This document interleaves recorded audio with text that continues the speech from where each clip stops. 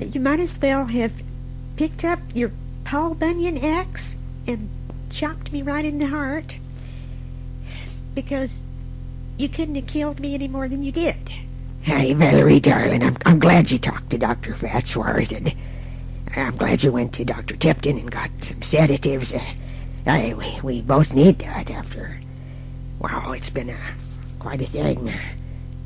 Me lawyer, Thaddeus Fenster, and Detective Parkle, and at least you believe me now that all them other women that jumped up and accused a bunch of rapes after the Monica rape trial thing, that was all phony. At least you believed that. I know we got more to talk about. Well, I'm listening, honey. Yeah. I don't want to go through any more violence like I did last night, pounding my fist against your chest, trying to hurt you like you'd hurt me. I won't let this thing destroy me, but it's very hard to even be civil. I know it is. I wondered if maybe you should stay in the hospital a while, especially since you just got out from having our beautiful daughter Robin. We got such great kids, Valerie. Flynn's a real champ, and... Yes, I know all about that. And how you could allow that Monica woman to do this, not just to me, but to your kids, my kids.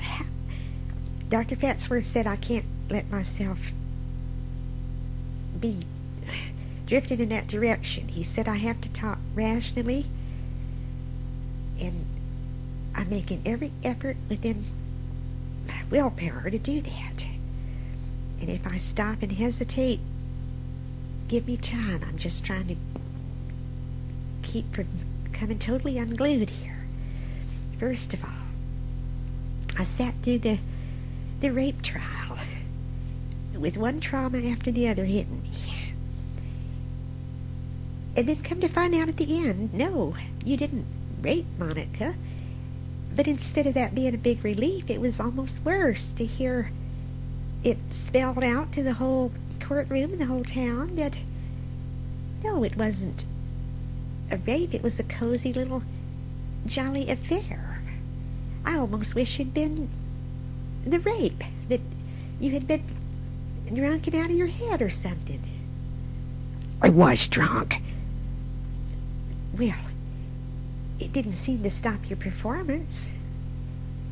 No, I'll explain when you get through saying your piece. Well, I'm just presenting the facts right now of what you have given me to deal with here.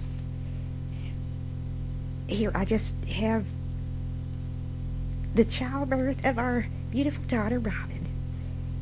I'm no more through with that than here's this court case.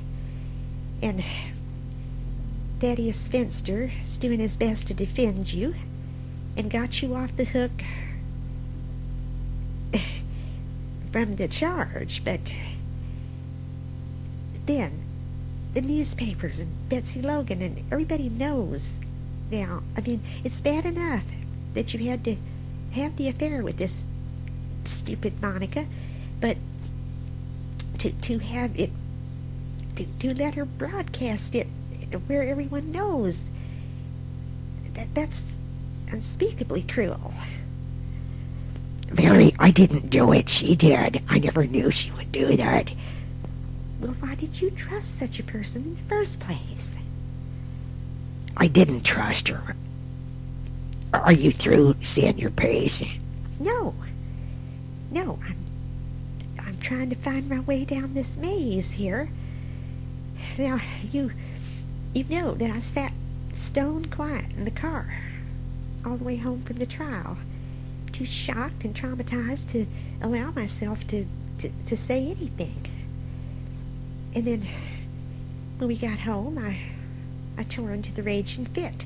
Well, Dr. Fatsworth said that I can expect to have rage and grief and all sorts of mixed emotions because you pulled the rug of trust out from under me, totally betrayed me. How do you expect me to feel? I'm not going to feel any different for a long, long time, maybe never. I didn't think it could happen to us, to me. Everything was good. You had no excuse.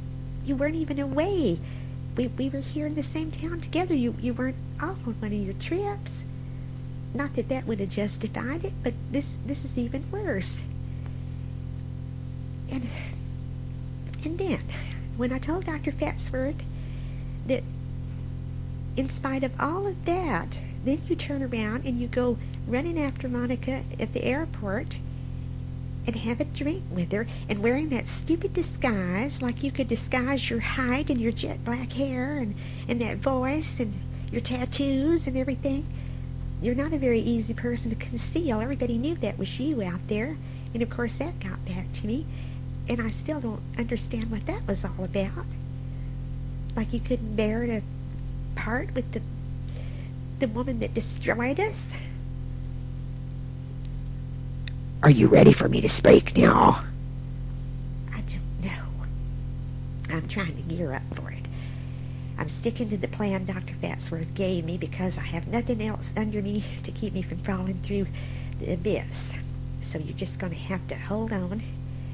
He said to point out the evidence to you straight.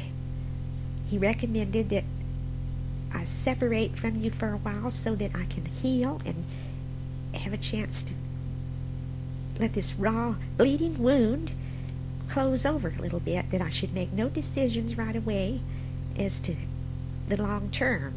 Just that the short term I need to be out of your presence and to be convalescent, especially since I just had a baby and I have postpartum depression to go along with it. And now you've added this on. And I don't understand a thing about it. And I told you before we married I would never tolerate this kind of thing. And you swore you wouldn't ever give me this kind of problem. Oh, how could you lie so? Where was your mind? How could you do this? Well, I'm going to tell you if you're through throwing things out at me now. All right. I'll do the very best I can to sit here calmly and thank God I've had a sedative. Aye, me too, and I hope they both kick in real fast. Your side of things, I couldn't take it in after the trial. I was just... We've got to stay composed. We have to be... I think I'm feeling different anyhow.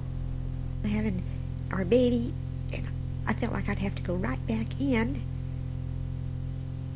or just totally fall apart. In fact, the only thing that's kept me from probably tearing the whole house apart is that we have such lovely children, and I don't want our troubles to hurt them.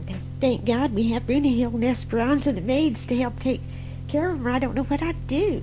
Didn't go ballistic again, or I can't explain. Say your piece, but don't expect me to be very impressed. I'm barely functioning at all. Okay, honey. Well, as you know, I tried to talk to you after the trial, but it was a bad time.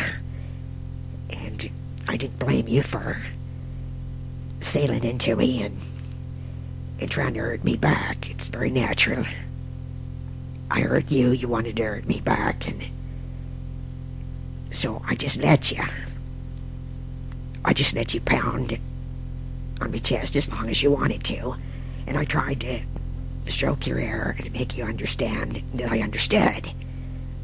But then you burst into tears and ran out, slammed the door, threw me clothes out of the bedroom, our bedroom, said you wanted to be alone, and it kind of ended on that kind of a note.